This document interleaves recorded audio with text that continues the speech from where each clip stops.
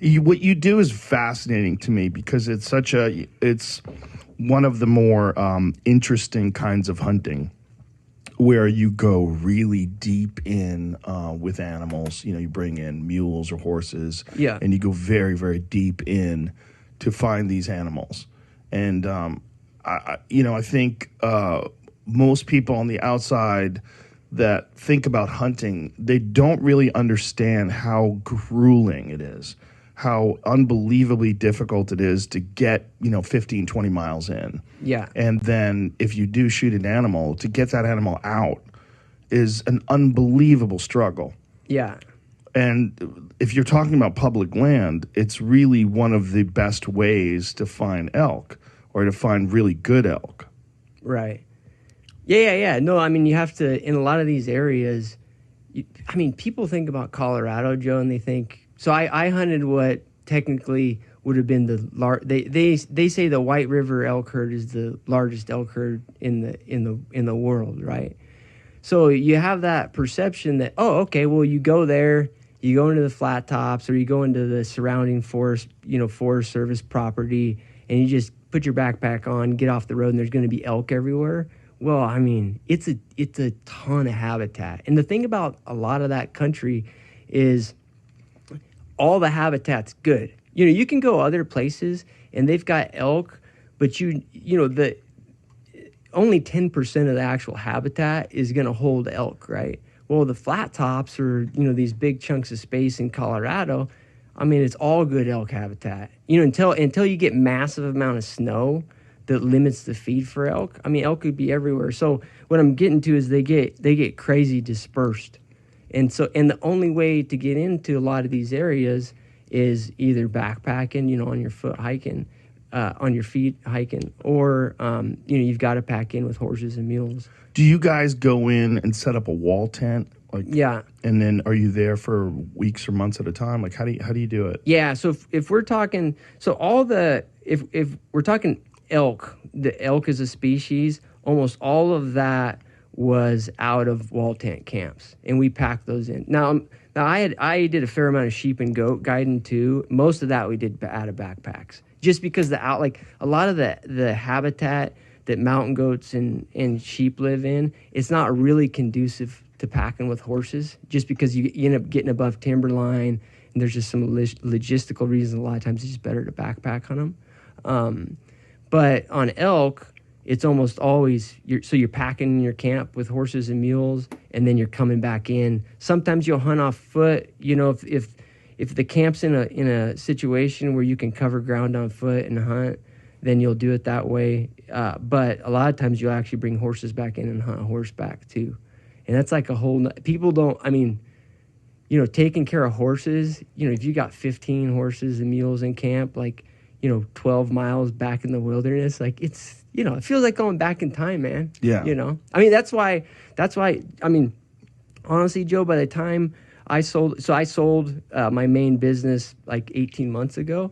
By the time I sold it, the majority of my crew was Amish. Really? Yeah. Amish? Yeah. How did you find these guys? Do they just, because they don't use electricity, right? So Yeah. Well, so we could get them online. Can you get them online? Do they cheat? So yeah. So, dude, I got some Amish buddies that I love, man, and I don't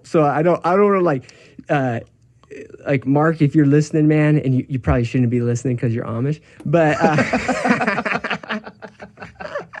but no.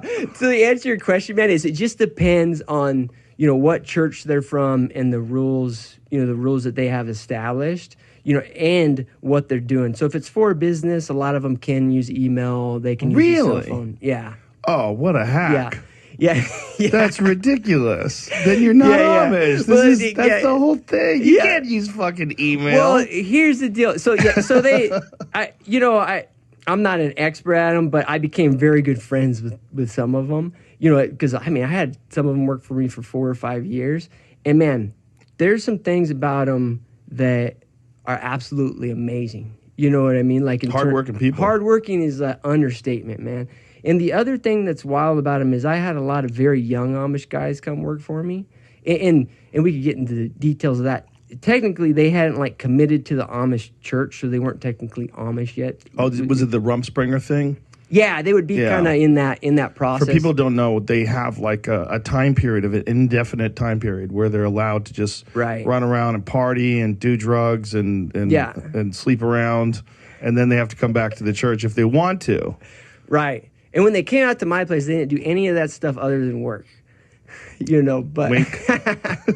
But anyways, they would come out, and what I noticed, man, is if you take an 18-year-old Amish guy and you're just doing stuff around like ranch, because we were outfitting and guiding a lot of time, but we also had to manage the livestock, and we had kind of a ranch that we had to take care of.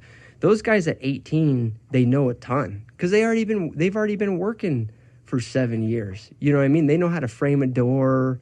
They could show up to my place, Joe, and like they're wearing sandals and shorts, and you're thinking like, this guy's never been around livestock, and you'd be like, hey man, go grab that mule and saddle it. Every single one of them knew how to do it because they grow up catching horses and putting them on a buggy every day. So it's just wild that they learn all these skill sets that really early on.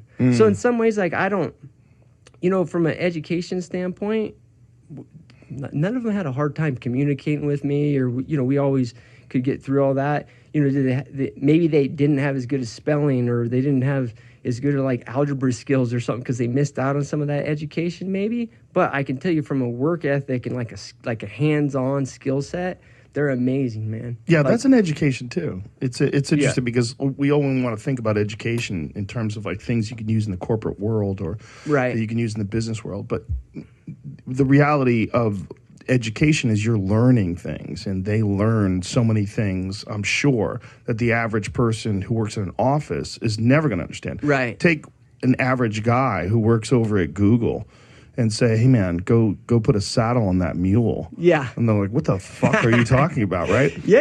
That's a learned skill. And it's a learned skill that has a diminished value in our world. But in your world, in the world of outfitters, it's a very high value. Yeah.